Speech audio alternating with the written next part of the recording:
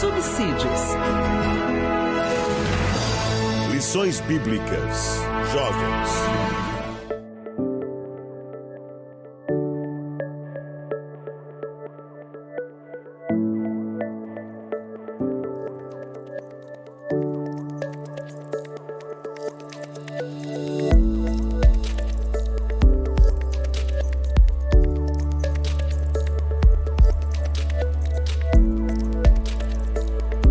A paz do Senhor, meus irmãos, muito bem-vindos para mais uma aula de subsídios para os professores, a classe dos jovens, que você tem aqui um amparo com este episódio. Nós estamos aqui gravando no estúdio ADCast, no Departamento de Comunicação da Assembleia de Deus, Ministério do Belém, em Piracicaba. O nosso coordenador é o pastor Neusley Moura e o nosso pastor presidente de Piracicaba é o pastor Irineu Lima Pereira. A revista desse trimestre, estamos estudando, tem como tema exortação, arrependimento e esperança, o ministério profético de Jeremias. Estamos falando sobre a vida, o ministério e o que Deus tinha ali com o profeta Jeremias. E hoje a nossa aula é a aula de número 3, onde nós vamos estar tratando sobre o sermão do templo. Então vamos estar aqui falando sobre esta aula para o dia 19 de outubro de 2025. Conosco está aqui o diácono irmão Ramon, mais uma vez. Olá. Ô, glória, paz do Senhor. A paz do Senhor. Nicolas, presbítero GDI, pela primeira vez conosco aqui, é uma honra, viu? Amém. E você que está assistindo essa pré-aula, eu espero que essa pré-aula aqui seja enriquecedora para você que é professor. Não perca nenhum ponto, porque esta aula hoje vai ser tremenda, não? Glória a Deus. Esse E assunto vai ser maravilhoso. como o diácono irmão Ramon já nos adiantou, também temos conosco o presbítero irmão Gedeir, que estará também participando aqui conosco desta aula. Amém. A paz do Senhor, meus irmãos. Paz do Senhor. Cooperador Nicolas, diácono Ramon, é um prazer estar com vocês aqui. E que Deus se faça presente em nosso meio. Amém. E nos guie nessa aula para que seja produtiva e que todos aqueles que vão usufruir dela venham receber a mesma inspiração que nós vamos receber hoje aqui. Amém? Amém. Amém. Glória a Deus. Então hoje nós vamos estar, como já havia dito, tratando sobre a lição do Sermão do Templo, a lição de número 3. E nós estaremos iniciando essa aula já com a leitura do texto bíblico. O texto bíblico será lido ali pelo nosso presbítero irmão Gedeir, que vai do capítulo 7 de Jeremias, do versículo 1 ao versículo 15. No versículo de número 1 diz assim: a palavra que foi dita a Jeremias pelo Senhor, dizendo: põe-te à porta da casa do Senhor e proclama ali esta palavra, e dize: ouve a palavra do Senhor, todos de Judá, vós os que entrais por estas portas para adorardes ao Senhor. Assim diz o Senhor dos exércitos, o Deus de Israel: melhorai os vossos caminhos e as vossas obras, e vos farei habitar neste lugar. Não vos fieis em palavras falsas, dizendo: templo do Senhor, templo do Senhor, templo do Senhor é este.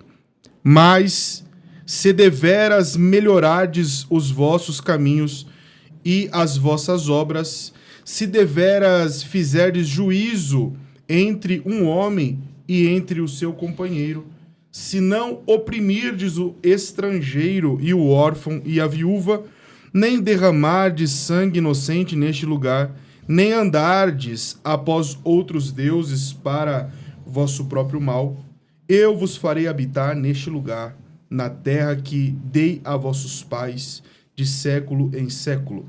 Eis que vós confiais em palavras falsas, que para nada são proveitosas. Furtareis vós, e matareis, e cometereis adultério, e jurareis falsamente, e queimareis incenso a Baal, e andareis após outros deuses que não conhecestes.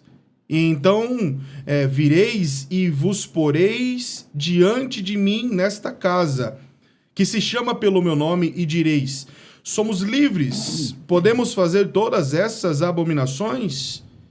É, pois, esta casa que se chama pelo meu nome, uma caverna de salteadores aos vossos olhos? Eis que eu mesmo vi isso, diz o Senhor. Mas ide agora ao meu lugar, que estava em Siló, onde no princípio fiz habitar o meu nome, e vede o que lhe fiz por causa da maldade do meu povo de Israel. Agora, pois, porquanto fazeis todas estas obras, diz o Senhor, e eu vos falei, madrugando e falando, e não ouvistes. Chamei-vos e não respondestes. Farei também a esta casa que se chama pelo meu nome, no qual confiais, e a este lugar que vos dei a vós e a vossos pais, como fiz a Siló. E vos arrojarei da minha presença, como arrojei a todos os vossos irmãos, a toda a geração de Efraim. Glória a Deus, um texto extremamente intenso de se ler, de se ouvir, né? E a lição ela vai trabalhar exatamente em volta deste contexto. Na introdução, nós vemos que a lição se tratará do capítulo 7, onde Jeremias foi chamado a Deus para falar na porta do templo, para aqueles que iam professar a sua fé, viver as suas práticas litúrgicas e o seu ambiente espiritual. Naquele momento, Deus levanta Jeremias para estar à porta do templo e trazer a sua mensagem. Então, a introdução ela traz que a revista tratará sobre este momento, como era a vida do povo que estava fazendo suas práticas, seus cultos litúrgicos no templo, como era a mensagem que Jeremias e qual era o intuito da mensagem que ele trouxe por intermédio de Deus. Eu acho muito interessante, antes da gente entrar nos tópicos, trazer um pouquinho, um comentário sobre a importância que o templo tinha na cultura judaica, né? Não só na cultura, mas também na base da espiritualidade como um todo.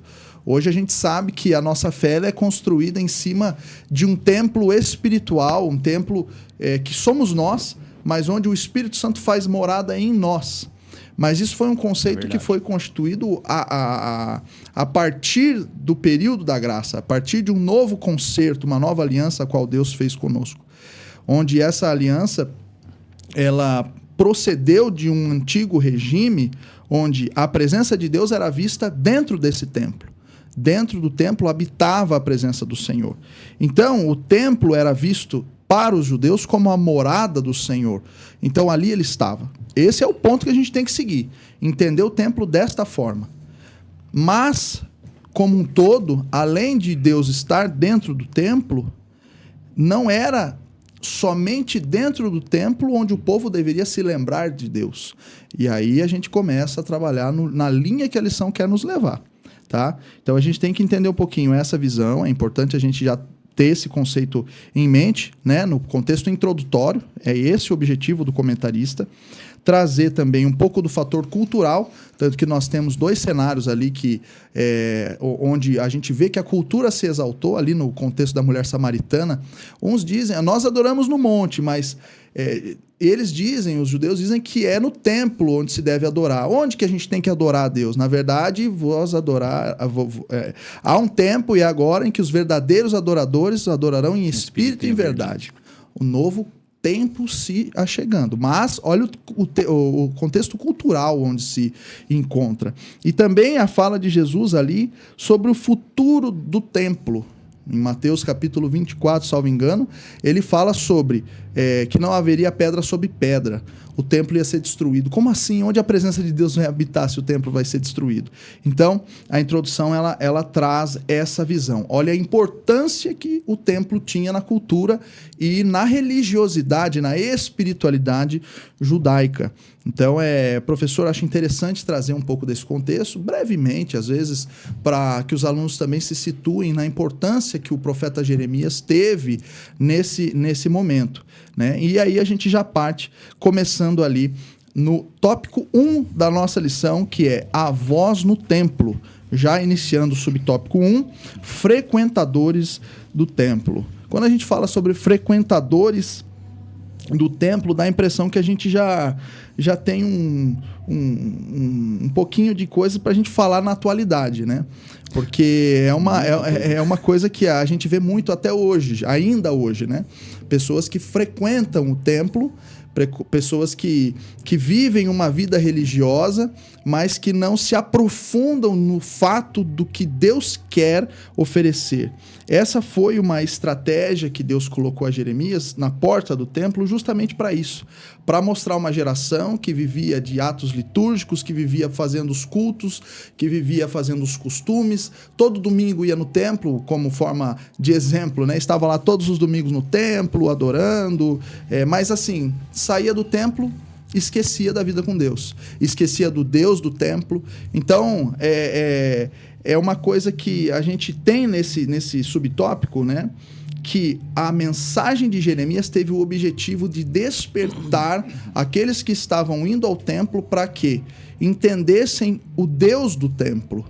Não só vivessem uma vida costumeira, uma vida de cultura, de costumes e afins, mas que eles se aprofundassem no Deus do templo, né? E aqui o comentarista tem uma frase que eu achei muito interessante, né? Que ele fala, Jeremias foi enviado ao templo para entregar uma dura mensagem a um povo que, ao invés de confiar no Deus do templo, decidiu depositar a sua confiança no templo. Então, na verdade, é você tirar a fé do sobrenatural e colocar a fé em algo material. É como se você acreditasse que somente as suas atitudes, as suas obrigações diárias e cotidianas com Deus fosse o suficiente para te dar uma vida espiritual de fato. E aí que Deus entra e coloca o chamado de Jeremias, dizendo que a profundidade, né, a geração atual era uma geração incrédula, uma geração que não era profunda, uma geração que era inimiga de Deus. Por quê? Porque eram frios espiritualmente. Aí os professores, a gente vai se adentrar um pouco mais à frente, mas ainda também podem utilizar o contexto anterior. Toda Judá estava nesse período. Se prostituindo com outros deuses, deixando outras culturas entrarem dentro das suas casas, mas frequentavam o templo. Então, esse é o contexto no qual o subtópico 1 ele traz. Frequentadores do templo. E já nesse ensejo, passamos aí para o subtópico 2, que é o perigo da falsa adoração. Sim, e isso acontecia. E o engraçado que, como nós falamos na aula anterior, eram as noivas que se prostituíam, não é verdade? Ou seja, estavam lá fora, pecando, adorando outros deuses, adorando a Baal, mas depois iam perto do templo, limpavam a boca e entravam, né? Como se tivesse tudo certo, né? Como se não tivesse um Deus, porque conforme o cooperador Nicolas falou, e tá certíssimo, eles confiavam era no templo. O negócio com eles era o templo ali. Tem rumores de guerra, vão todo mundo pro templo. E era muito frequentado, isso que eu acho engraçado, né? Um fenômeno que hoje a gente vê muitas igrejas que não estão cheias. Naquela época era muito frequentado o templo. Aí Deus, né, com esta estratégia, fala a Jeremias: vá lá na porta do templo, né? E eu vou te usar para falar com esse povo, porque eles estão lá, né? Eles estão lá, mas eles estão frequentando, não estão adorando. Não são os verdadeiros adoradores, né? Que adoram em espírito, em verdade. Então, por isso que fala aqui, olha só, a voz de Deus ecoou com uma mensagem clara em cumprimento à liturgia. Não é o suficiente para agradar. E não basta cantar, é preciso adorar em espírito e em verdade. Então, nós temos que tomar muito cuidado com isso, porque tem gente, se está falando isso e nós trazemos para hoje, tem gente realmente que está entrando no templo, mas não está adorando a esse Deus do templo. E hoje nós fazemos nossos cultos. Ora essa, o que significa culto? É uma homenagem. Não é, Nicolas? É homenagem. A gente corre um grande risco, inclusive na nossa geração, porque é uma geração da informação, né? Eu acho assim, todo professor de jovens, ele tem que minimamente estar atualizado também com aquilo que o jovem faz ou pensa. Por quê? A linguagem que o seu aluno tem é a linguagem na qual ele aprende mais. Então, se nós utilizarmos uma linguagem um pouco mais, vamos dizer assim, um pouco mais... uma linguagem nas quais eles participem, não estou dizendo para que os professores usem gírias e afins, né? Sim. Mas estou dizendo para que os professores entendam um pouco mais sobre aonde e quais são os ambientes que influenciam esses jovens, a cabeça desses jovens, ou quais são as provações, os ambientes, quais são as lutas diárias ideológicas, doutrinárias que esses jovens têm. O ensino ele acaba sendo mais direcionado. Quando a gente se trata do profeta Jeremias no templo, Deus está direcionando a profecia para um público específico. Exato. Que é o público religioso. Um público que não seguia a verdadeira adoração, mas que não abriu mão também das suas práticas litúrgicas. É aquele povo que acredita que pela sua religiosidade já está tudo certo. E, assim, infelizmente hoje existe muito disso. A gente não pode deixar... E é algo até, assim, até meio clichê falar, mas a gente não pode achar que um terno e uma gravata, ela dita a espiritualidade de alguém. Exatamente. A gente não pode julgar ninguém na sua espiritualidade por isso. E também o contrário não pode acontecer. Às vezes a gente vê uma pessoa que tem uma vida espiritual muito boa com Deus, mas que ainda não entendeu um pouco dos nossos usos e costumes. Então, tudo tem o equilíbrio, né? Então, o profeta Jeremias, ele traz essa visão, que, na verdade, a espiritualidade ela não é algo que se mede por fora, mas a transformação interna no indivíduo, ela acaba refletindo o exterior. E quando você tem uma vida transformada, você não adora outros deuses, você não tem templos pagãos na sua casa, você não tem ambientes que você frequenta que não agradam a Deus, e isso a gente trazendo para hoje também. Exatamente. Como a gente já falou nas outras aulas, o que é adorar um falso Deus hoje, né? Então a gente trazendo um pouquinho disso. E a gente também traz aqui no subtópico 3, Siló, um triste exemplo, com o nosso presbítero irmão Gedeir.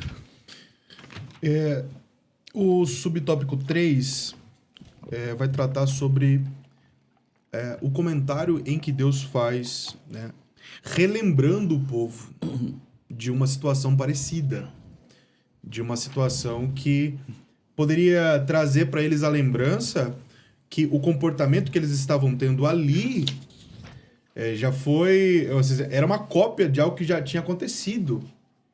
E quando nós estamos tratando aqui historicamente de Siló, é óbvio que nós não vamos trazer detalhes, né, minuciosos sobre esse assunto, e aí fica ao professor trabalhar esse assunto também, se encontrar ali mais informações, mas onde nós vamos encontrar ali o eixo principal dessa história está no livro de 1 Samuel, que nós vemos ali o profeta, onde surge o profeta Samuel, né?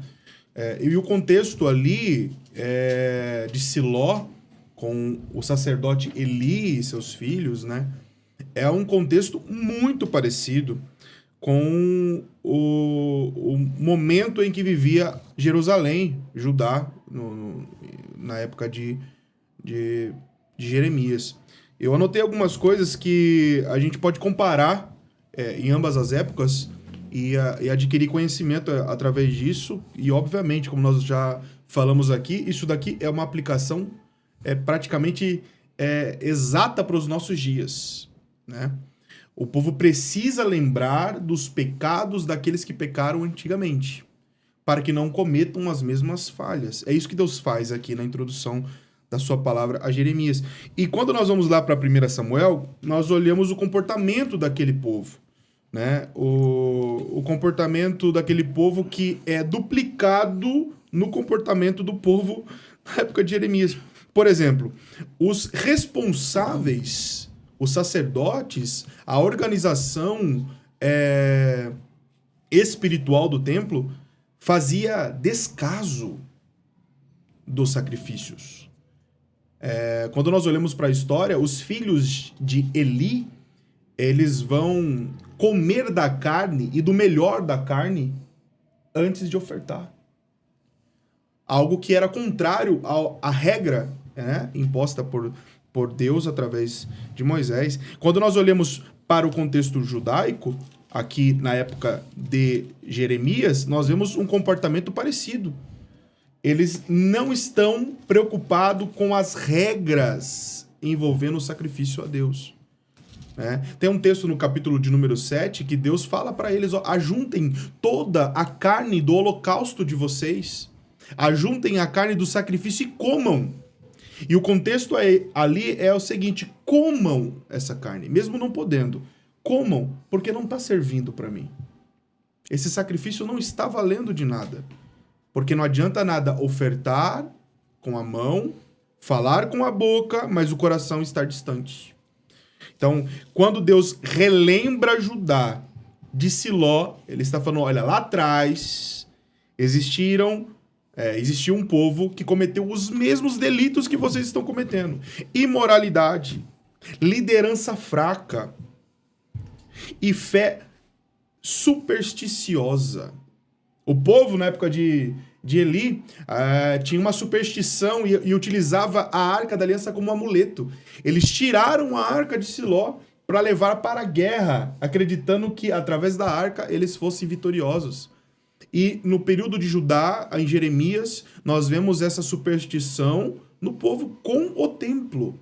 Como se fosse, perdão interromper, mas como se fosse um amuleto, né? Exatamente. Eu vou comprar esse amuleto, esse colar, ou essa pulseirinha com um símbolozinho, que é o meu amuleto da sorte. Exatamente. Uma fé, mas não uma fé cristã, uma fé supersticiosa. Exatamente. Trazendo só um apontamento para o que acontece hoje. Desculpa a interrupção. E dentro da igreja, muitas igrejas. Sim. Isso é dentro do templo. O ato profético, tudo isso aí. É o óleo. É o óleo, mas é o tijolinho da construção da família. O que acontece no tempo de Eli. Essa confusão de tirar a arca e reduzi-la a um totem, a um amuleto da sorte, é terrível, porque você reduz a glória de Deus que está ali a um amuleto. Ou seja, eu posso manipular aquilo a meu bel prazer. É como quem acredita que uma cruzinha no peito serve de alguma coisa. Vai afastar alguma coisa maligna dele. Infelizmente, a EBD ela é muito atual, como o presbítero falou. É impossível a gente afastar a profecia de Jeremias com o que acontece hoje. E dentro da nossa igreja, a gente fala dentro da nossa igreja, mas dentro da fé cristã como um todo, existe muito disso ainda. Existe muita gente que acredita em signo, muita gente que acredita em astrologia, horóscopo. E cristianismo é claro, é bíblico. E até fica um apontamento, muito bom você ter falado sobre isso, Nicolas, para o professor local que está tratando com os seus jovens já fazer esse adendo sobre signos, sobre comportamentos que nós vemos hoje naturalmente no mundo, mas que nós não somos compactuantes com isso. Né? Nós não concordamos, não utilizamos desses fatores para guiar a nossa vida, enfim, ditar o nosso dia, né? É a linguagem, Exatamente. né? Usar a linguagem do jovem de hoje. O que é a linguagem de hoje? Qual que é o totem dele? Qual que é a superstição do jovem? Né? O povo religioso estava usando o templo como superstição. A arca, o tabernáculo, a arca da aliança como superstição. Como um amuleto. Como um amuleto. E vou falar, e digo mais, e tem gente que usa a própria Bíblia. Quantas Bíblias aí no mundo que a página onde está escrito o Salmo 91 já está amarelado? Não é verdade? É verdade, entendeu? Então, até isso é bom falar, né? Porque às vezes começou na fé, começou aí na igreja agora, né? Mas ele não... Mas mantém essa prática, deixar a Bíblia ali. Tem até aquela armaçãozinha bonitinha, né? Deixa a Bíblia aberta ali, mas isso também é superstição. Quadro, né? Agora, quadro. Só para pode concluir aí o subtópico 3. Só para conclusão... Deus faz o povo se lembrar de Siló, porque ele mesmo no versículo de número 14, ele fala assim, farei também a esta casa que se chama pelo meu nome, na qual confiais. E a este lugar que vos dei a vós e aos vossos filhos, como fiz a Sião. Deus faz o povo se lembrar do pecado de Siló, para dizer, olha, eu vou fazer a mesma coisa com vocês. Né? E nós sabemos que a história vai nos dizer que realmente ele fez, e fez pior. Né? Quando nós olhamos para a história, o Icabode, né? Que é a glória se foi, com o povo de Judá, no período de Jeremias, aconteceu a mesma coisa. Então, é sempre bom nós lembrarmos. Tem um texto no livro de Apocalipse que nos ensina, lembra-te onde caíste. O passado é sempre importante para nós não cometermos os mesmos erros. Muito bom. E, assim, já trazendo para o tópico 2, né? E assim, encaixa perfeitamente a vida espiritual bíblica.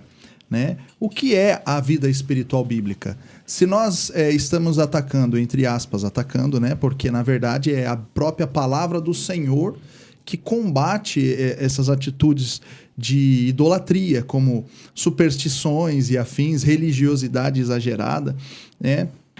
Sendo que a própria religiosidade, às vezes, é considerada uma superstição. A gente acredita que a religiosidade, por si só, ela tem um poder que ela não tem. Não existe esse poder. Inclusive para salvar, né? Muito menos para salvar, né? Religiosidade não salva a alma alguma. Mas a vida espiritual bíblica, ela tem um fundamento, ela tem uma definição, ela tem um conceito no qual nós devemos nos amparar.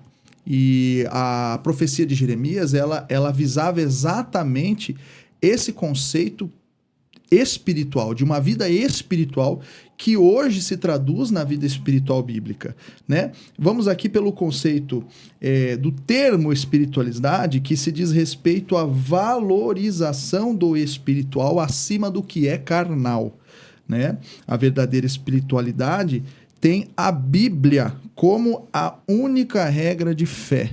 Então, qualquer espiritualidade que foge da palavra inerrante de Deus, que é a palavra bíblica, a Bíblia, ela não deve ser considerada como a verdadeira espiritualidade. Que quem institui a espiritualidade, quem vivifica o espírito, é o próprio Deus.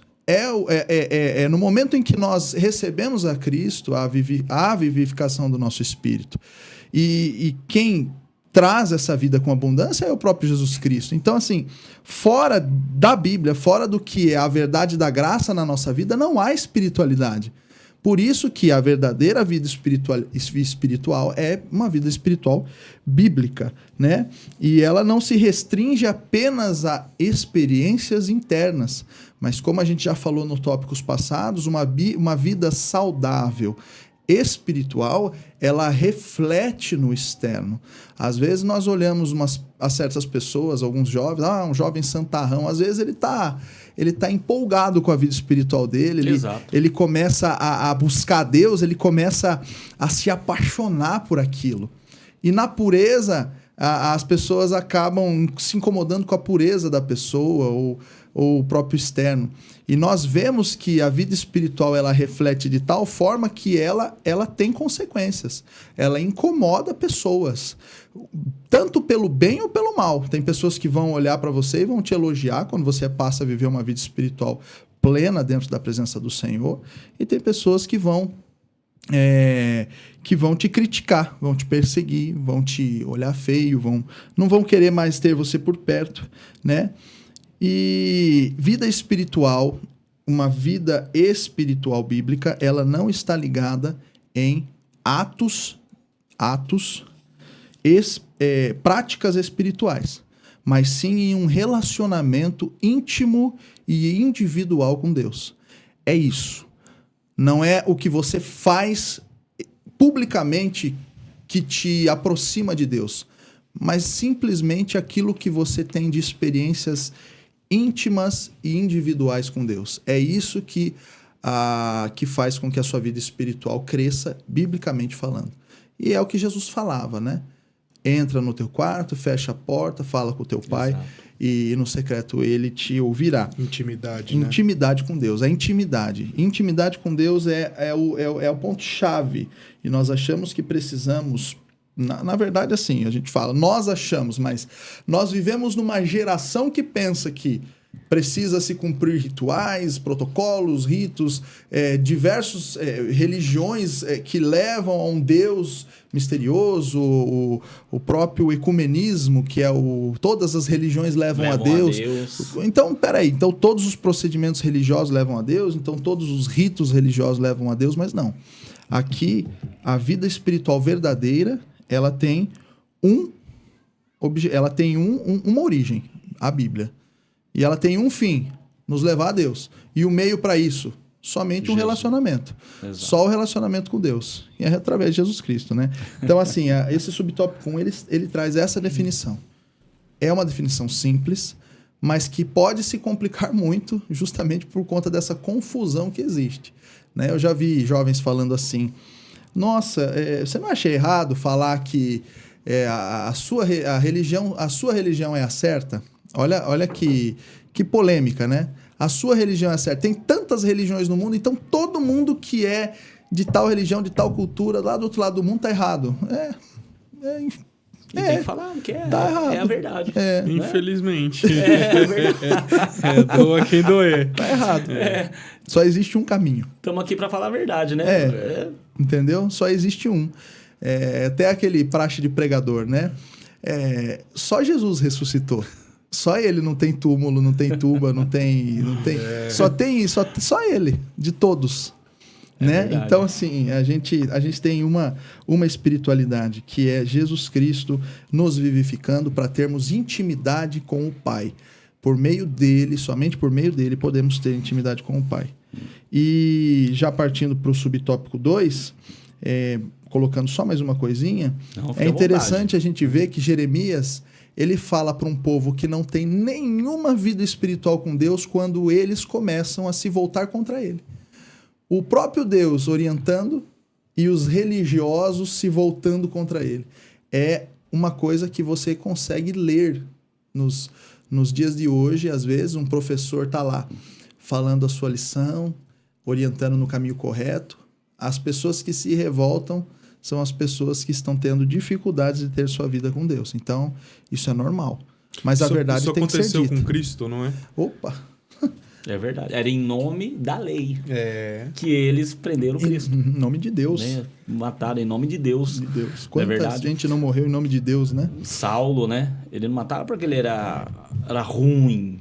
Porque ele era... Não, é porque ele aprendeu aquilo. Ele achava que era certo. Ele achava que era certo. Ele estava certo. Ele estava cumprindo a missão dele. A Bíblia fala que ele respirava, né? Não sei se respirava, mas respirava ameaças e morte. Quando Estevão foi morto, Saulo estava lá.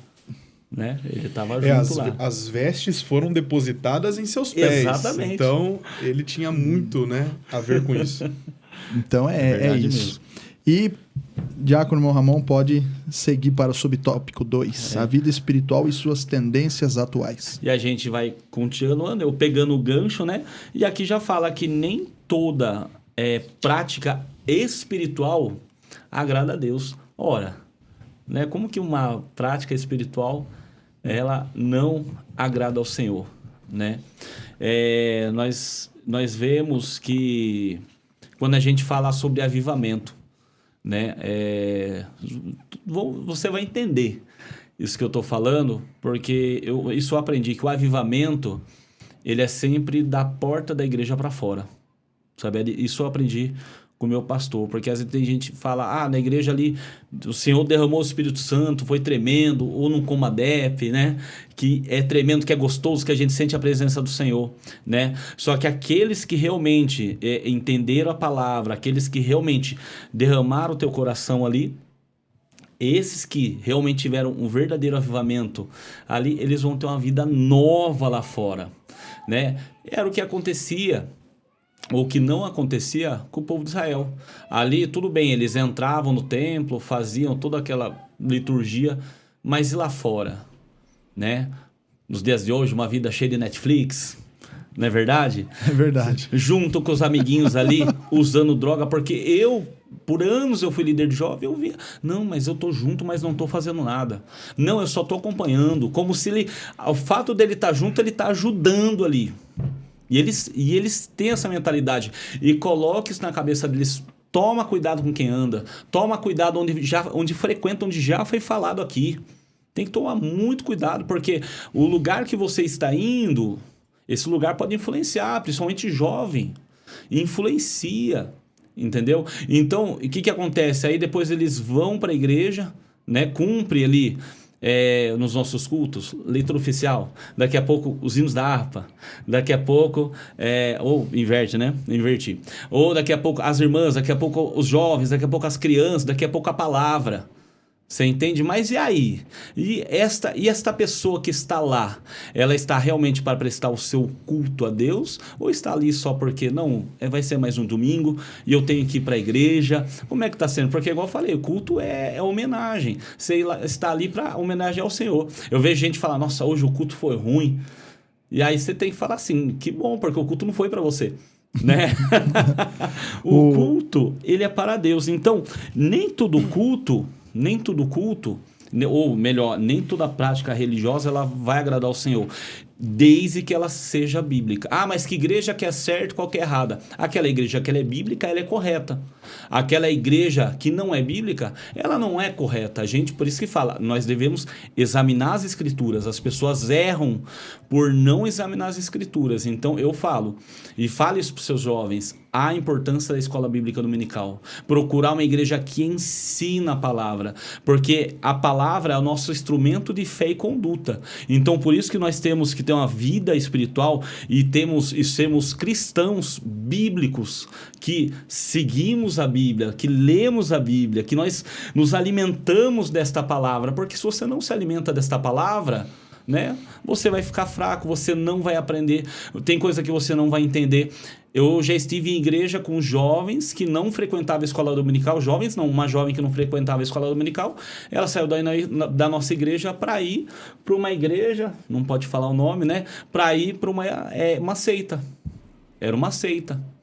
Olha que terrível isso. Então, nós não podemos perder. Então, eu falo para você, professor, estimule eles a tomar cuidado com o lugar que eles frequentam e quando estiverem na casa do Senhor, eles entenderem que eles estão ali para adorar ao Senhor. E aqui fala que isso é impossível se não for através de Jesus Cristo. É impossível. E tem lugares aí que eles estão adorando. A pregação já não é mais cristocêntrica. A pregação já não é mais sobre arrependimento. Arrependei-vos, assim como era pregado na época.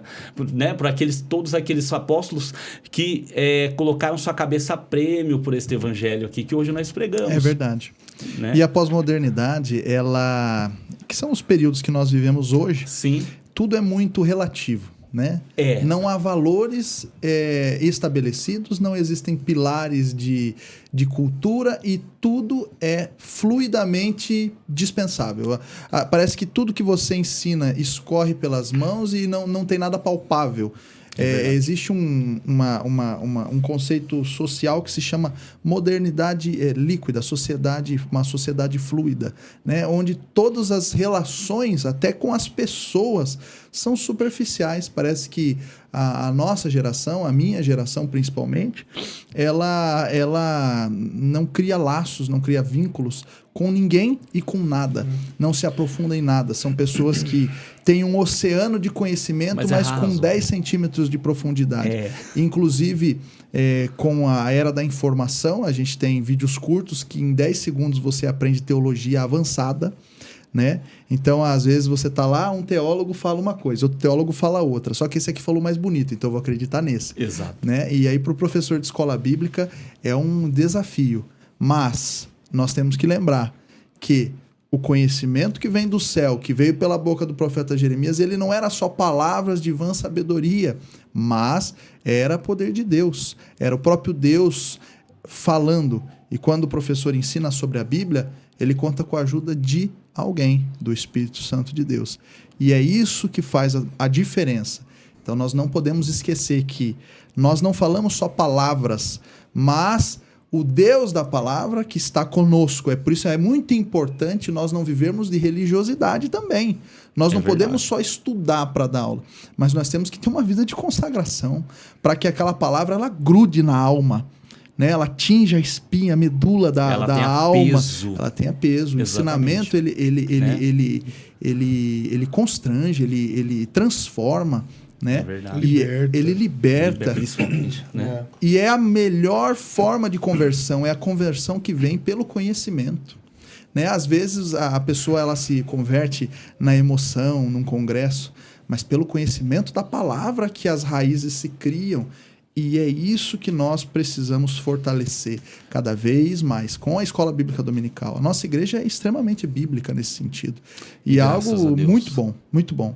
A mensagem ela vem, mas se não tiver a palavra é o que dá as raízes, né? E o que você falou, eu já fui confrontado. No meio de uma aula cheio de jovens, talvez você um dia vai passar por isso. Cheio de jovens e um aluno pega e fala, olha, eu estava vendo um vídeo de um israelense, como se fosse um israelita falando que ele não vai à igreja nenhuma porque ele não precisa de igreja, e falou bonito, aquele jovem falou bonito. Foi tremendo aquilo que ele falou. Quase te convenceu. Eu acho que teve uns quase falando línguas ali, sabe? Então, o que acontece? E aí? E aí, professor, como que você descasca um abacaxi desse? Não é verdade? É por isso que a gente tem que estudar muito, pedir graça para Deus, para ensinar, para reverter, porque a gente passa por isso, por causa desses vídeos de oceanos, né? Esses vídeos curtos. É verdade, atrapalha demais. Atrapalha demais. Eu vou falar para você, é maligno isso aí, né? Porque realmente atrapalha. Querem trazer essas sabedorias vazias, né? Que na verdade não é sabedoria nenhuma. Então acaba atrapalhando. Então um dia você pode se deparar com isso. Eu já me deparei com vários, né? E o Senhor, sempre deu graça. E eu agradeço muito a Deus por isso, porque uma hora que eles te apertam, professor de escola bíblica sabe como é difícil, principalmente jovem. Jovem, eles querem saber, eles querem falar, são cheios de opinião, só que existe um negócio, eles são cheios de opinião para as coisas erradas, muitas vezes, não estou falando todos, não estou generalizando. E para as coisas boas, muitas vezes não. Convence eles rapidinho a fazer o que é errado, tudo, mas para as coisas erradas, falar isso é que é errado, mas por quê? Mas por quê? Como que é? Mas está escrito aonde? Agora, quando é para alguma coisa, para ele confrontar alguma coisa errada, para ele provar que é boa, aí não. Né? Então, tem muitos que são assim. Toma cuidado. Às vezes é direcionar essa energia, né? É verdade. Então, você quer debater? Estude. Daí, na semana que vem, a gente conversa sobre esse tema. Aí você vai fazer ele ler. E tem que ser com delicadeza também. É um bom escape. É um excelente escape. Na leitura. Então, assim, tudo é estratégia de Deus. É sabedoria. Às vezes até você não sabe responder ali na hora, né? Mas... pode passar por isso. É um bom escape. Até pra falta da resposta ali, né? Então vamos partir pro subtópico. Você não está preparado para esse assunto. Boa. Fala pra ele, você vai aguentar? Às vezes você não tem nada ali no momento. O subtópico 3 aqui, uma mensagem urgente e atual, com o presbítero irmão Gedeiro. O subtópico 3, ele vai nos introduzir um assunto em relação à prática da espiritualidade. Verdade. Desculpa, eu acabei lendo do tópico 3, é a prática da espiritualidade. Eu achei que você eu li o errado aqui, agora que eu vi. Coisa. É a prática da espiritualidade, perdão. Porque o assunto aqui depois mais à frente, nós vamos tratar um pouco mais sobre isso, que é justamente, nós estamos tratando o assunto religiosidade, né? E eu tenho um termo aqui para tratar com os irmãos também, que é o templocentrismo, né? O templocentrismo, ele vai refletir o comportamento desses homens, né? Sim. Eles são pessoas que estão ligadas ao templo e às práticas litúrgicas, né? Mas só que eles esquecem do que é principal para uma adoração. Né? Nós acompanhamos o texto de Romanos 12, quando Paulo nos ensina que a adoração a Deus, o culto a Deus, ele é racional. E essa razão ali não é a razão que nós entendemos no mundo, né? Que a ciência usa ou que a filosofia usa para explicar as coisas. Não, essa razão ela é de consciência. É de você saber o que você está fazendo ali. É de você saber quem você está adorando, por que está adorando. É ter bom senso em seu comportamento no templo. né?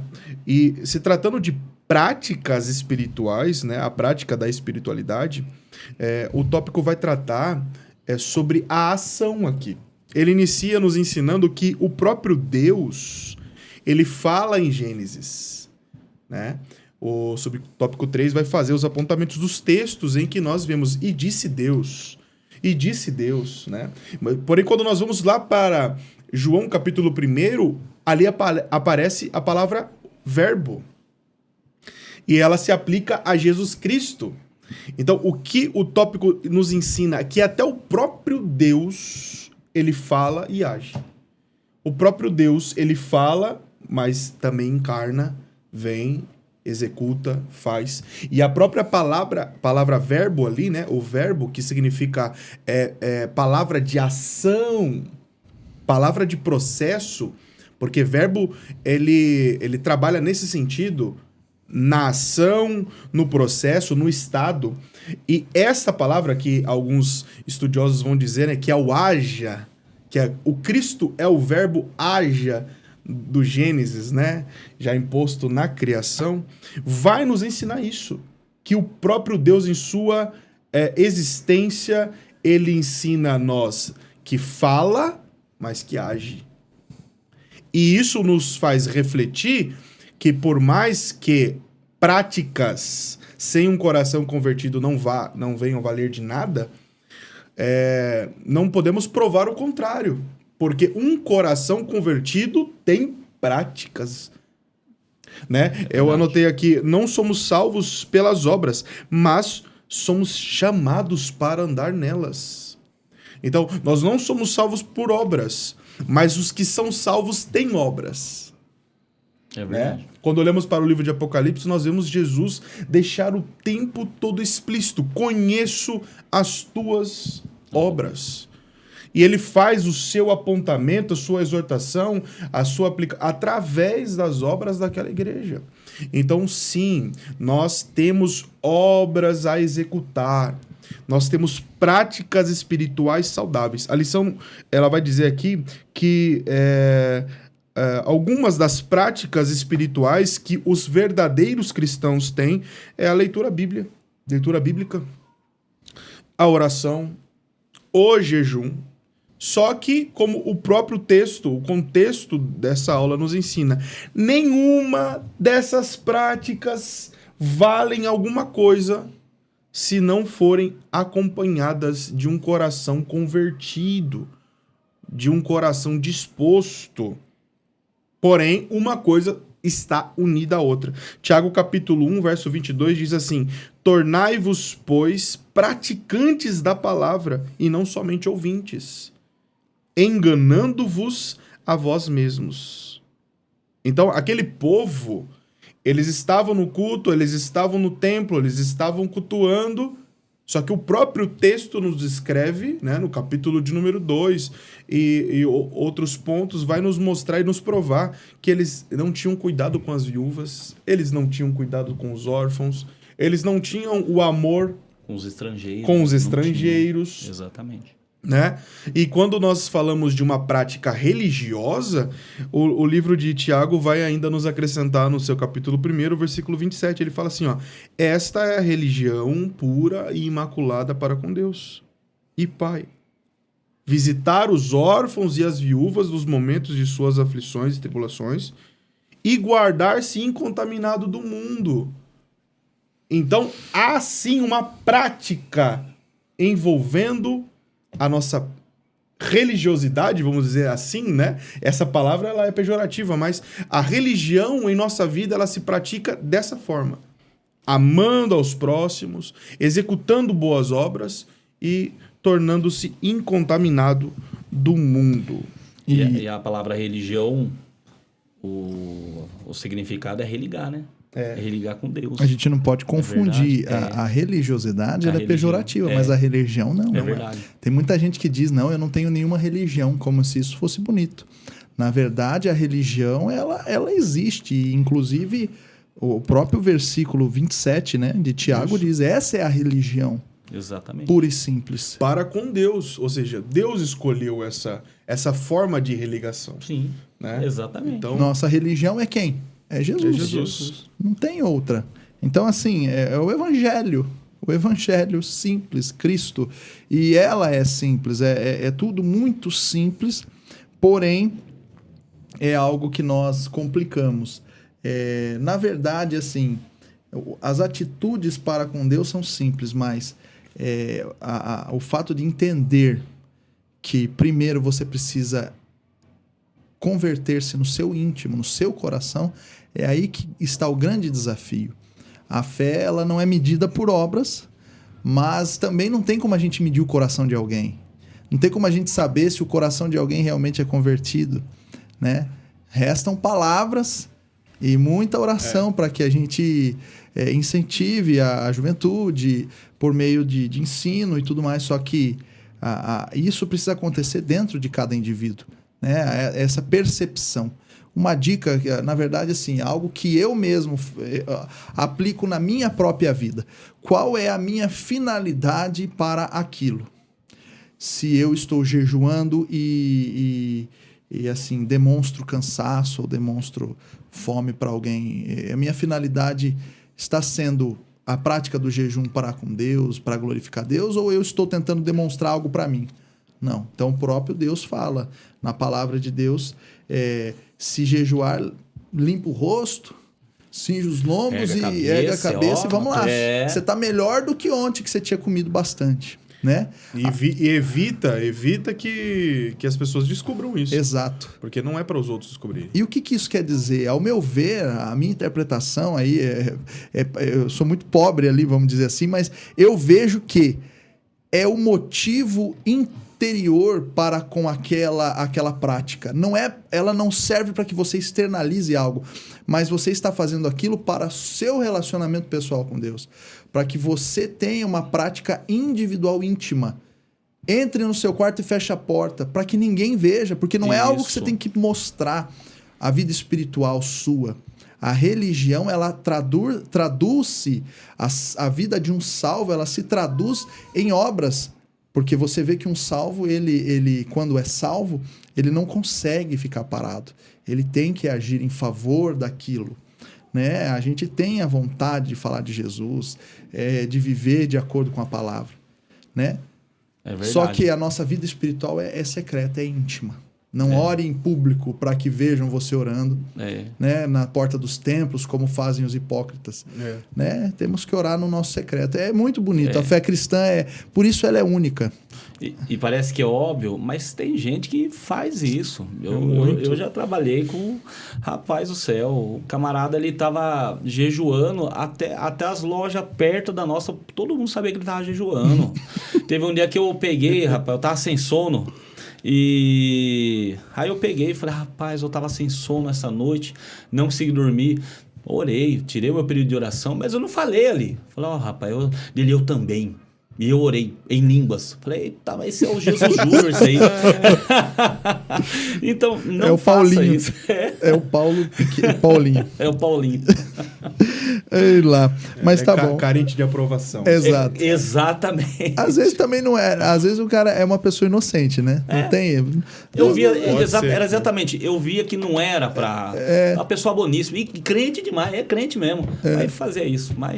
E gosto demais, viu? Um grande precisa de uma orientação, né? Às vezes uma orientação, ou de alguém, ali do pastor, alguma coisa, sei lá. Não, nem sempre também quer dizer isso, mas é importante o professor demonstrar isso. A IBD é o momento para isso, né? Para que a gente use os exemplos para a gente saber o que fazer ou não fazer, porque não é algo recomendável, você, biblicamente falando, né? A gente é recomendado a não demonstrar em público, a não ficar expondo a nossa espiritualidade, né? Até para preservar o nosso nome, a nossa vida com Deus. E dá para você sair ali. Às vezes, tô fazendo ali, tô na loja ali. Ô, Ramon, você quer comer do... Você não precisa falar o que é. Eu faço dele, entendo o que ele quiser. Mas vai entender o que eu não quero. E meus irmãos... Simples não, né? Já resolve. Não precisa justificar. Partindo já para o tópico 3, causas e as consequências de uma vida espiritual vazia. Meus irmãos, deve ser tão triste você jejuar, tirar um tempo de oração e isso não servir de nada. Imagina você ficar um dia inteiro sem comer, isso não serve de nada. Não acrescentou nada na sua vida espiritual. Só passou fome.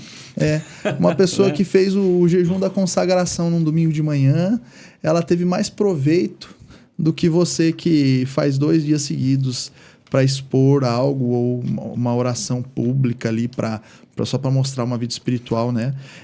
Na verdade, assim, a vida espiritual vazia, ela é uma vida voltada, como a gente já disse, em uma vida religiosa, uma vida de atos religiosos, uma vida que traduz-se somente na religiosidade, né? Então você vive vamos dizer assim, as privações de desfrutar dos pecados desse mundo, né? Que na verdade assim nós fazemos uma renúncia para com esse mundo, mas você não desfruta da grandiosidade do que o mundo espiritual, do que Deus tem para te oferecer espiritualmente falando, né? Então, assim, é uma triste realidade. Você poderia estar desfrutando de experiências sobrenaturais, de uma vida espiritualmente saudável, de uma restauração na sua vida, de algo tão bom, mas você escolhe não viver isso para viver somente práticas religiosas, se prostituindo com outros deuses, né? O que a geração estava vivendo ali na profecia de Jeremias. E era algo extremamente triste. Por quê? Porque a sociedade estava ruindo, a economia estava sendo destruída, o povo estava iminentemente prestes a ser invadido por outras nações. E, assim, o povo lá, seguindo os ritos, as festas, guardando os sábados, orando e dando seu dízimo certinho, mas no fim das contas não servia de nada. Deus não se agradava, até mesmo o que o presbítero trouxe aqui para nós. Como as carnes de ofertas... Fica para vocês. Eu não tô recebendo. Vocês estão queimando carne que vocês poderiam estar comendo porque não está servindo de nada. Então é isso. É muito sério isso, né? Está aqui no capítulo 7, no verso 21, né? É triste. Aqui de Jeremias. É triste. Porque, assim, quando nós vivemos o sobrenatural de Deus e realmente sentimos a presença do Senhor, é algo que, uma vez, é suficiente para transformar toda a percepção da realidade da nossa vida. É como se nós estivéssemos a vida inteira com os olhos fechados e a partir do momento que sentimos, parece que você descobre uma nova realidade. E as pessoas escolhem viver como essas pessoas, que têm os olhos abertos, mas ao lado delas de olhos fechados, para todo sempre. E no fim das contas ainda corre um risco tremendo de não ter a salvação. E é isso que... é o pior, misericórdia. É triste. É terrível, né? E isso é justamente por aquela conversa. O lado interior é muito mais difícil. É simples de vivermos práticas com Deus. A religião, o evangelho é simples. Mas o interior de um indivíduo é muito complexo. É muito mais complexo de ser transformado e vivido uma verdadeira transformação do que o lado de fora. Por isso que o presbítero irmão Gedeir falou é muito, muito verdade. Nós conseguimos ver as obras, mas a gente não consegue dizer, não consegue dizer o espiritual daquela pessoa pelas obras. Eu não lembro certinho os termos que o presbítero usou, mas o contrário se faz verdade também. Né? Uma pessoa que é espiritualmente transformada, ela vai ter obras, né? Mas as obras não são suficientes para a salvação. As obras, na verdade, elas não servem de nada para a salvação. Se nós formos usar alguns contextos bíblicos para implementar esse assunto, seria, por exemplo, Jesus nos ensina que pelos frutos se conhece a árvore. Então, os frutos ali declaram qual é a origem. E um outro contraponto é que Jesus faz uma comparação com um sepulcro caiado, que é o quê? É um sepulcro bonito por fora, mas que tem podridão por dentro. Nossa. Então, se fizermos essa conexão, vamos entender mais sobre isso, sobre o que é demonstrar, fazer, né? E aqueles que são limpos por dentro, eles demonstram, eles têm frutos, eles trabalham, né? E existem pessoas que fazem, mas por dentro estão mortos. É verdade. E o manancial, também a questão dos mananciais de águas, né? Trocaram o manancial por cisternas como é que é o nome? Cisternas... Capítulo 2, né? cisternas ocas, eu esqueci a palavra específica, né? Mas é como se fossem cisternas furadas, né? Que não detém a água. Então é como se você estivesse transformando a sua vida com Deus, você estivesse se privando de viver um manancial de ilimitadas águas, né? Também um rio que flui, trocando isso por uma água que não tem não flui, que é uma fonte que não jorra, uma água que muitas das vezes é contaminada, facilmente contaminada. E nesse contexto a gente vive essa realidade, a triste realidade de uma vida espiritual vazia. É muito triste. Você vive uma vida falsa, uma falsa vida espiritual, né? E ela é algo que te priva de viver aquilo que Deus realmente tem para te oferecer, né? Enquanto isso, eu vou achar... encontrou aí. Capítulo 2, verso 13 de Jeremias. Porque 2 males cometeu meu povo. A mim me deixaram o manancial de águas vivas e cavaram cisternas rotas. Eita. Que não retém as águas. Olha lá. Então, o manancial, que é aquele que jorra, foi trocado por uma cisterna que não mantém. Olha lá. Já pensou? Meu É Deus loucura, do céu. né? É triste. É triste. E principalmente para quem se priva de viver essa grandiosidade que é o manancial de Deus, né? Uhum. E aí, partindo para o subtópico 2, as causas e as consequências da vida cristã vazia. A gente vê, né, nós falando sobre isso, o sepulcro caiado, aquele sepulcro bonito, né? Uhum. Sobre o homem usando terno e por dentro está vazio. Não tem problema usar terno, estamos de terno aqui, né? Mas a gente, todo momento que a gente vai falar aqui, disso que a gente fala se resume em ter um relacionamento íntimo e sincero com Deus. A sinceridade com o Senhor, certo? Às vezes não dobra o joelho em casa para orar, não fala com Deus, tira um momento e uma conversa sincera. Senhor, estou aqui mais uma vez, perdoa meus pecados, minhas fraquezas, e começa a contar para o Senhor tudo aquilo que você vai falando. E eu acho engraçado que às vezes tem gente que vai falar e o pastor, ele trouxe ensinamento pra gente, ele numa pregação Carvalho Júnior falou, às vezes você não sabe nem como dizer para Deus aquilo que você vai falar, mas o Espírito Santo ele pega, ele vai encaixando tudo. Se uma pessoa ouvir, não tá entendendo nada que você tá falando, mas o Senhor está entendendo isso. Então, você procurar ter esse relacionamento sincero, primeiro, é uma grande base, certo? Então, só que daí você vê, às vezes não ora, mas quando sobe no púlpito, Senhor, meu Deus, eterno Pai, Criador dos céus e da terra, né? Quero falar aqui, né, com essa igreja, né, impactadora, filantrópica, e aí começa a falar um monte de termo bonito, mas o que acontece? Quando ele está na casa dele ali, ele não se relaciona. Quando ele está na casa dele, ele não fala com Deus, ele não coloca um hino para ouvir, ele não faz um culto doméstico, ele não tira de momentos de consagração, ele não faz. Então, quando está falando sobre isso, a consequência de uma vida vazia, isso é muito perigoso. Por que perigoso? Por que está falando sobre uma consequência? Ora, tudo que a gente faz nessa vida tem uma consequência. Tudo que você fizer, tudo.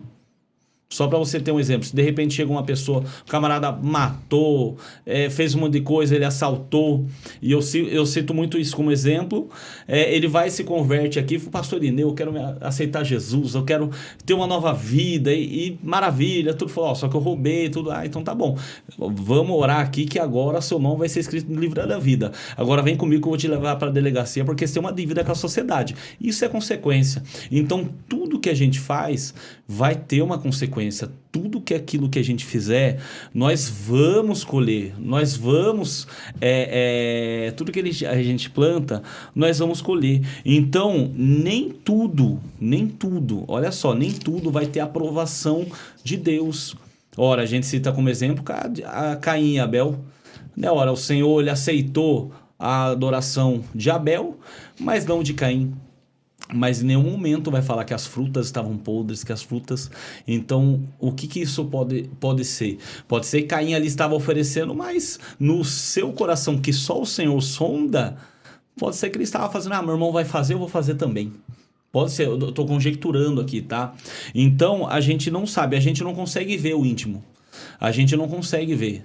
Eu não consigo sondar o coração de cada um de vocês e nem vocês o meu. Não é verdade? Mas o Senhor lhe sonda. Então, quando você aceita Cristo, você está aceitando ter um relacionamento com Ele, ter uma relação íntima com Ele, que assim como foi falado. Por isso que fala aqui, quando fala sobre o que é ético, o que é correto, né? Como você julga o caráter da pessoa é daquilo que ela faz sozinha. Tudo bem, eu tô aqui na igreja aqui, certo? Mas e aí em casa? E aí? Parece pesado o que eu vou falar agora, mas e aí? Será que não tá ali consumindo pornografia? Será que não está ali assistindo coisas erradas? Será que não tá aqui na igreja orando, mas quando está na roda de amigo, um amigo conta uma piada lá, besteirenta, você é o primeiro a abrir o bocão para dar risada. Entendeu? Então, e aí, você é um só, você tem duas personalidades. Então, o que eu quero dizer é o seguinte, não adianta nada. É a mesma coisa que teve um político que ele, não, eu sou a favor da família, eu aqui estou aqui para defender a família. Quando foram puxar a capivara do homem, violência doméstica, um monte de coisa que ele estava ali respondendo, né? Então, que nós sejamos honestos com Deus. Mas o que é? Deus dá para enganar Deus? Não, ninguém engana Deus. Quando eu falo de honestidade, realmente tem um compromisso. E assim como o cooperador Nicolas falou, se você não faz isso, você está perdendo seu tempo. Ora, fala, Ramon, mas eu não fumo, eu não bebo, eu procuro me negar a mim mesmo. Então vai procurar o teu relacionamento com Deus, porque você está deixando de ganhar. Está deixando ali de experimentar ali experiências com Deus que são extraordinárias. Ramon, não é fácil. Não é fácil mesmo. Só que as coisas, como fala, aquelas coisas que têm significado, elas nunca são fáceis. Nunca mesmo. E pode ter certeza que se você fizer isso, Deus, fale para os seus alunos, Deus vai usar seus alunos para fazer a diferença nessa sociedade. E não para ser transformado, mas para transformar. Porque fala que nós devemos transformar pela renovação do vosso entendimento. Nós estamos aqui para ser sal, nós estamos para ser luz, nós estamos aqui para salgar. Não adianta... Quando fala do sal, fala sobre também a santidade. Eu não posso ser um santarrão. Eu não posso ser sabe? Tivemos problema na igreja com um jovem, que ele subiu no púlpito para pregar. Aí um camarada lá que eu acho que ele deve ser vice-deus, não é possível. Porque chegou e falou, rapaz, você pregou desse jeito, eu não senti Deus. Olha essa gravata torta. O menino acho que esqueceu de ajeitar a gravata lá. Falou da gravata torta do menino. Olha o absurdo. E já vi muito mais coisa, sabe? Quer mostrar, o menino não quis mais pregar. Olha que terrível que é isso. Então essa santidade exagerada, devemos tomar cuidado, Ramon. Então eu não devo buscar santificação, não. Ser santarrão é uma coisa. Agora você buscar santificação, que é separar do pecado, que é o que desagrada a Deus, que nos separa de Deus, é uma outra coisa completamente diferente. Então que seus atos, só para encerrar, seja para agradar a Deus e não aos homens, que seja para agradar ao Senhor, que você realmente quando entrar no templo, ou seja fora do templo, fala, Senhor, será que estou lhe agradando? E quando uma pessoa ela erra, ela sabe que ela está errando e ela sabe quando ela está acertando. Então passe isso para os seus alunos, ter uma vida correta e ter uma vida íntegra e honesta com o nosso Deus, com o nosso Senhor. Só fazendo um adendo. Sim. Aqui em 1 Coríntios, capítulo 3, versículo 10. Segundo a graça de Deus que me foi dada, pus eu como sábio arquiteto o fundamento e outro edifica sobre ele, mas veja cada um como edifica sobre ele, porque ninguém pode pôr outro fundamento além do que já está posto, o qual é Jesus Cristo.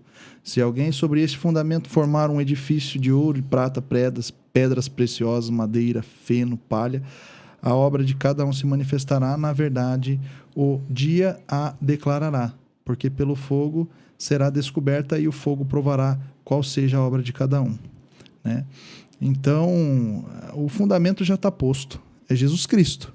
Jesus Cristo é o nosso fundamento e a qual toda a base sólida é bem construída, né? Se nós colocarmos o nosso fundamento sobre ele, a gente não corre o risco de, pelas nossas próprias mãos, ter construído algo, né? Exatamente. Então, assim, a vida com Deus, a vida cristã, a vida espiritual, ela tem um fundamento, uma base. E essa é a base na qual ela deve estar sustentada. Não vamos dizer, superstições, não são superstições, não são costumes, não são doutrinas humanas, não são dogmas, é sim a palavra do Senhor e uma vida espiritual bíblica, 100% bíblica. Se você encontrar uma alternativa bíblica para aquilo que você vive, para aquilo que você acredita, então você pode seguir nesse caminho. Mas se você não encontrar uma alternativa bíblica verdadeira, né, então aquilo não é fundamento para a sua vida. Busque a direção do Espírito Santo, porque o Espírito Santo pode colocar na sua vida essa palavra, ou alguém que te oriente nessa palavra, né? A gente fala para professores, né? Mas às vezes alguém que não seja professor está ouvindo essa aula também, né? E querendo despertar um pouco mais de conhecimento e afins, né? E sempre o Senhor Deus nos dá o direcionamento para conhecer mais dos segredos do Senhor e dos seus mistérios, mas sempre baseado no que é o fundamento já plantado, Jesus Cristo e a palavra do Senhor. Desculpa, pode falar. Imagina, e é simples, é como a gente falou, é simples, né? Eu vejo que hoje em dia, pastores usando PNL, né, para falar em cima do púlpito, né, programação neurolinguística, usando técnicas, leva às vezes até consultores dentro da igreja. Aí, o que eu tenho que mudar aqui? Porque tem que trazer mais membro. Olha, vamos arrancar esse púlpito, vamos colocar um latão aqui em cima do púlpito. Você tá de terno, de gravata. Não, usa uma calça rasgadinha. Bíblia de papel. Não, vamos usar o tablet. Vamos estar com a Bíblia e com o tablet aqui, mas vamos usar só o tablet, né? Então, estão deixando o Espírito Santo de lado, Jesus de lado. Gente, o Evangelho ele é simples, ele é transformador e liberta também, né? Perfeitamente. Agora já seguindo então ao encerramento, subtópico 3 e também na leitura da conclusão com o presbítero irmão Gideiro. Bem, como nós agora vamos tratar sobre a conclusão da lição, o ponto principal aqui é justamente nós entendermos que Jeremias está falando com um povo dentro de um templo. Isso é muito importante para tratarmos. E essa mensagem, ela é muito atual, né? Nós lemos aqui, aprendemos que o ministério de Jeremias, ele se data de 627 a.C. a 586 a.C. 41 anos de ministério, e há tanto tempo atrás, e essa mensagem, esse ministério, essa pregação, essas profecias, elas são atuais em nosso meio, porque nós enxergamos esses comportamentos, pessoas que estão dentro do templo, né? Pessoas que estão cultuando, pessoas que gostam do templo, né? Eu usei o termo há pouco, Templocentrismo, que é justamente as pessoas que estão conectadas demais com o templo material. E nós temos aqui, acho que para fazer uma finalização, nós temos aqui extremistas que se usam do evangelho, vamos dizer assim. Nós temos os desigrejados. Muitos. E para isso é necessário nós tratarmos esse assunto. Você que é professor de jovem, líder de jovem, precisa tratar esse assunto, porque é um movimento que tem crescido, e principalmente para essa geração e para essa faixa, né, etária tem tomado uma proporção gigante. Porque o argumento é muito bom, né? Por que que eu preciso estar num lugar físico? Por que que eu preciso depender de alguém num lugar, uma união de pessoas? Espera, não sou eu o templo? Não é isso que Paulo nos ensina? Que Cristo trata, né? E precisamos tratar desse assunto porque são extremos que ferem a palavra de Deus, ferem a ordem que Deus tem para a sua igreja. O templo não é só um lugar onde nos reunimos para adorar a Deus, cultuar a Deus, mas é o lugar onde nos mantemos na nossa fé. É o lugar onde nós reabastecemos essa fé, essa confiança. Tá? Então, aos desigrejados que acreditam que não é necessário um templo e que criticam, talvez, aqueles que estão aqui no texto e que fazem as mesmas coisas hoje, lá, tá no templo, ele tá lá, mas ele não vive, ele não tem no coração. Vale lembrar que mesmo eles estando no templo, não fazendo o que agradava ao Senhor, foi no templo que Deus falou com eles. É verdade. Foi no templo que Deus enviou Jeremias. Então, vale lembrar os desigrejados para a gente fazer a conclusão dessa história aqui. O contexto histórico não tira a utilidade do templo. Nós precisamos estar no templo. Mas, para finalizar, eu anotei uma frase. Fica o outro lado extremo, né? Que são aqueles que creem demais e usam o templo como amuleto. E aí fica uma frase, ó. Nós não podemos nos tornar uma geração com templos cheios de templos vazios. Nós precisamos ser uma geração que enche o templo com nossos templos cheios da presença do Espírito Santo. Eita, glória. Amém? É tremendo isso aí. E, assim, e o terrível desses desigrejados que querem falar na internet é que às vezes você tem um jovem que falta isso aqui para ele sair e ouve isso, pronto. Acaba. É o estopim. É o estopim que ele precisa. É verdade mesmo. Que bênção. Muito bem colocado, viu? É Amém. terrível isso aí. Mas o templo sem a igreja não é igreja. A igreja o templo é formado pela igreja, mas a igreja somos nós. Na verdade, a igreja somos nós e constituímos o templo, a igreja como um todo, né? Mas pela congregação dos santos, os santos que constituem o templo hoje, né? E é essa concepção que nós temos que ter. Nós não estamos na igreja para sermos influenciados por ela. Nós somos a igreja para influenciar a comunidade de fé como um todo, né? Às vezes a minha necessidade ela é acrescida pela necessidade dele e a gente troca, compartilha de uma comunidade onde todo mundo está espiritualmente se auxiliando, mas também materialmente, cuidando uns dos outros, das necessidades uns dos outros, né? Eu falo, qual é o melhor acolhimento social de um idoso que não na igreja? Onde ele é mais acolhido que num templo, né? Um adolescente, onde eles têm melhores amizades que dentro de uma igreja. Que você tem certeza que ele não vai perder a sua vida para as drogas, né? Ou para aquelas ideologias nefastas, ou você vai ter uma filha que vai fazer uma besteira por aí fora, estragar a própria vida, ou um filho, né? E assim, qualquer ramo da sociedade, ou você tem um casamento que vai ser mantido, porque você tem certeza que naquele grupo de amigos o seu marido não está sendo influenciado a coisas ruins, né? Você tem um grupo de obreiros ali que teu marido está, que não estão enviando coisa feia no grupo, né? Então, assim, é o melhor ambiente social a se estar. Mas temos que ter a ciência de que é espiritual, a igreja somos nós.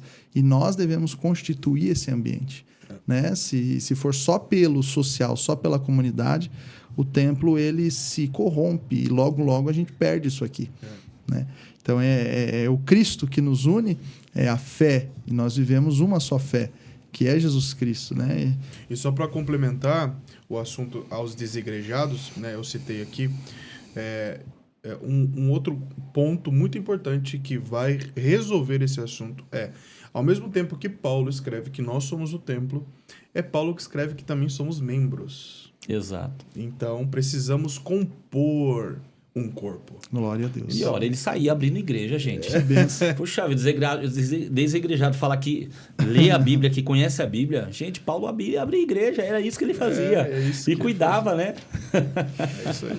Pode ler a conclusão para nós? A conclusão é a dura mensagem de Jeremias aos líderes religiosos e aos frequentadores do templo em Jerusalém revela que um crente pode trocar a verdadeira adoração pela falsa e se perder mesmo estando dentro da casa de Deus.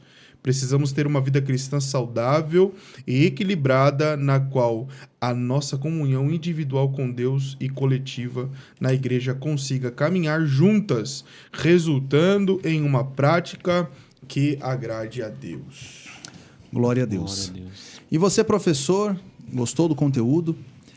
Nós estamos aqui todas as semanas trazendo subsídios para os professores na classe dos jovens. Então, se você gostou do nosso conteúdo, siga o canal, dê um like, porque isso ajuda o algoritmo a entender que você gostou desse conteúdo e ele pode ser indicado para outras pessoas. Estamos ficando por aqui. A aula de número 3 foi concluída. Eu quero agradecer a presença do presbítero Gedeir, do diácono irmão Ramon. Foi uma aula muito boa, onde nós discutimos assuntos de grande importância, né? E vou deixar aqui um tempinho para a despedida, presbítero irmão Gedeir. Agradecendo primeiramente a Deus, né, pela graça que Ele nos dá de podermos discutir a palavra dele, aprendendo, sabendo que nós temos ainda um oceano para mergulhar na palavra de Deus. Mas também agradecendo a pessoa do cooperador, Nicolas, que Deus abençoe. Amém. O diácono Ramon, Deus te abençoe. Amém. Também.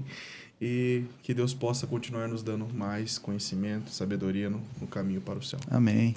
Quero agradecer também a Deus, aos meus companheiros Gedeir, né, presbítero Gedeir, Nicolas, né, já a terceira aula já, né? Terceira aula. A gente junto aí, e é um privilégio. E eu quero agradecer você que assistiu, que confiou aí no trabalho que está sendo feito aqui, que é para honra e glória do Senhor, viu? E que pode ter certeza que nós falamos aqui, nós estudamos, mas o Espírito Santo ele vai guiando, vai nos levando, né? Ligando os pontos, e isso é maravilhoso. E que seja para o crescimento seu, né? E da tua classe, sua sala de aula.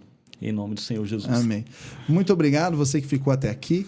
Espero você ali na próxima aula, no episódio de número 4, que estudaremos a próxima lição. Agradeço a todos. Fiquem com Deus, que Deus abençoe a vida de cada um de vocês. Uma boa aula. Tchau, tchau.